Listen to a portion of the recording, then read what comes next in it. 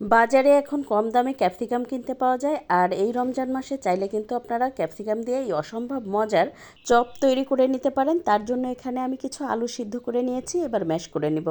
এবার রান্নার জন্য চুলায় দিয়ে দিলাম হচ্ছে 1 টেবিল চামচ পরিমাণ রান্নার তেল, তাতে বেশ কিছুটা বাদাম দিয়ে ভেজে নিয়েছি। এখন দিয়ে দিলাম পেঁয়াজ কুচি আর কাঁচামরিচ কুচি।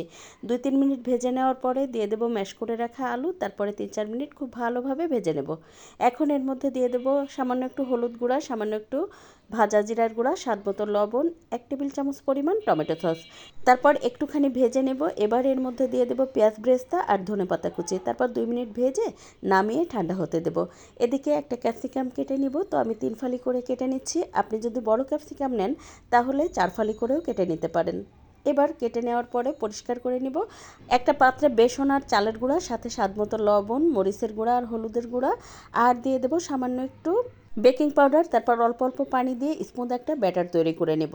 তারপরে ওই যে কেটে রাখা ক্যাপসিকামের মধ্যে আলুর পুরটা বেশ ভালোভাবে দিয়ে তারপর হাত দিয়ে একটু চেপে চেপে সমান করে দিব। এবার ব্যাটারের মধ্যে গুলিয়ে তারপর তেল খুব ভালোভাবে গরম করে 7-8 মিনিট সময় নিয়ে উল্টে পাল্টে ভালোভাবে ভেজে নেব।